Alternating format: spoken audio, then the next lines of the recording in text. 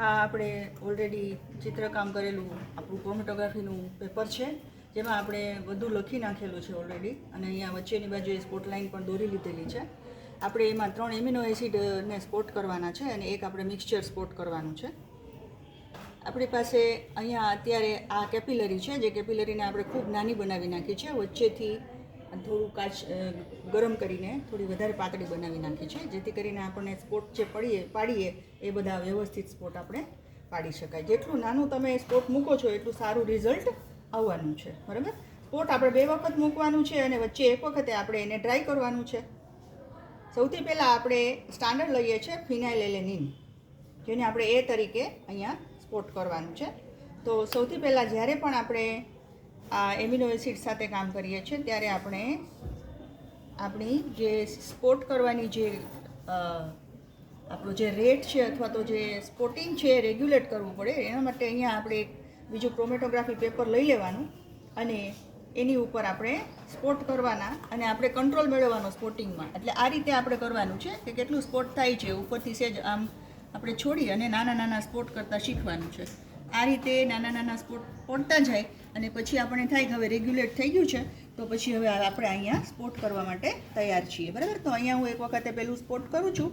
આપણે અહીંયા સૌથી પહેલું લીધું છે ફિનાઇલેલેનિન, જેને આપણે એ કહીએ છીએ. તો અહીંયા હું એક નાનકડું સ્પોટ કરું છું.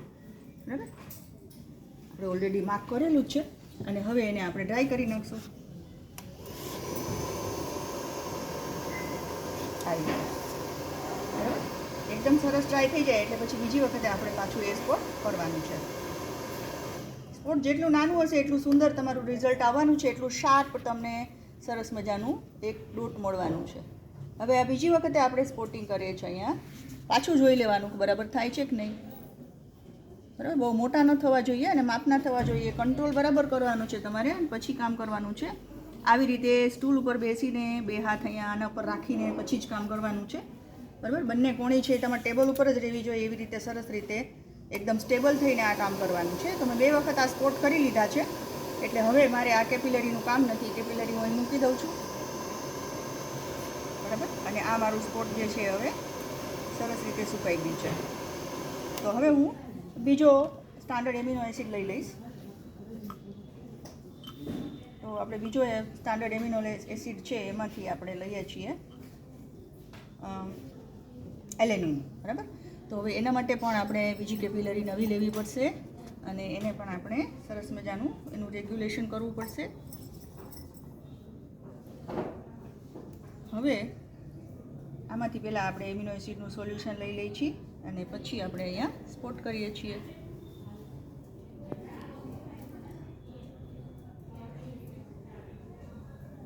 આ બધી કેપિલરીઝ છે એ અલગ અલગ હોય છે એટલે આપણે ખાસ આમાં રેગ્યુલેટ કરવું પડે, નહીં તો જો આપણું સ્પોટ બહુ મોટું થઈ જાય તોય ખોટું અને એટલું બધું નાનું પડે તો પણ ખોટું. તો હવે આ રેગ્યુલેટ થઈ જાય એક વખતે પછી આપણે સ્પોટ મૂકવાનો છે. હવે રેગ્યુલેટ થઈ ગયું છે એટલે હવે હું બી એટલે કે આપણું એલેનાઇન મૂકું છું. તો તમે આ સ્પોટિંગ કેવી રીતે કરું છું બરાબર જોજો. પહેલાં અડાડવાનું, એમ હવામાં નથી કરવાનું, આમ અડાડવાનું છે. સ્પોટ થઈ ગયું છે. બરાબર, એટલે હવે હું અહીંયા એને પાછું એ ટ્રાય કરી દઉં સારી રીતે. બહુ જ શાંતિથી ધીરજથી આ કામ કરવાનું છે, કેમ કે આ જે તમે સ્પોટિંગ કરો છો ને એની જ કિંમત છે અથવા એ જ અગત્યનું છે. જો સ્પોટિંગ કરતાં આવડી ગયું તો તમારું રિઝલ્ટ એક્સલન્ટ આવવાનું જ છે. બરાબર, ઓકે, તો આપણે ટ્રાય કરી લીધું છે. હવે એને પાછું આપણે બીજી વખતે લેવાનું છે. તો આપણે એલેનિનની જે આપણી પાસે વાયલ છે એ લઈ લઈએ અને આપણે આગળ કામ કરીએ. આ એલેનિનની વાયલ છે એમાંથી થોડુંક લઈ અને ફરીને પાછું હું મારું રેગ્યુલેટ કરી લઉં છું ટીપાની સાઇઝ અને પછી હું ત્યાં ડ્રોપ કરીશ.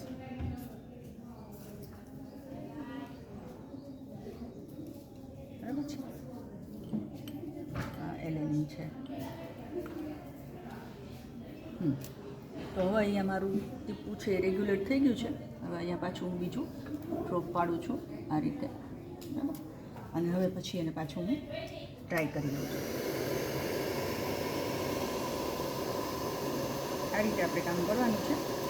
બરાબર, થોડીક વાર લાગશે પણ રિઝલ્ટ બહુ સરસ આવશે. હવે આ કેપિલરીને પાછું અહીંયા અલગ રીતે મૂકી દઉં છું હવે આવશે આપણું આર્જિનિન. બરાબર, તો આર્જિનિન છે એ પણ એક ત્રીજો એમિનો એસિડ છે, એને આપણે લઈએ છીએ. બરાબર, તો આર્જિનિનને માટે પણ આપણે એક નવી કેપિલરી લઈ લઈએ. બરાબર, અને એને ઉપરથી સીટ તોડી લઈએ, એટલે કે આપણને સરસ મજાનું હવે ટીપું પડવા માટે એ તૈયાર છે. બરાબર, આપણે પહેલાં એને રેગ્યુલેટ કરી લઈએ ટીપાને. આ રીતે થોડુંક મોટું પડે છે, તો હવે સેજ હજી જરાક મારે ધ્યાન રાખવાનું છે. બરાબર, હા હવે બરાબર છે. તો હવે હું સીની અંદર આ આર્જિનિનનું ડ્રોપ મૂકીશ. બરાબર, આ રીતે આપણે સ્પોટિંગ કરવાનું છે,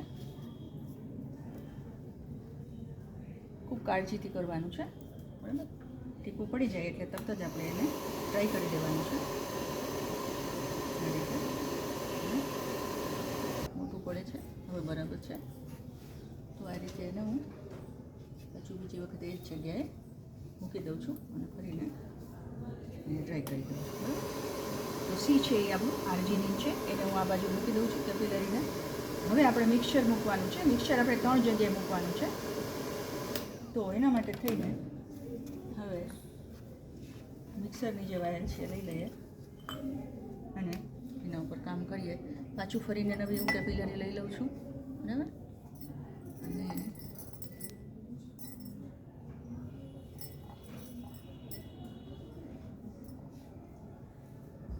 એને હવે આપણે આમાં ડીપ કરી અને પહેલાં ટીપું રેગ્યુલેટ કરશું આપણે. બરાબર, size of drop should be regulated properly. બરાબર, થઈ ગયું.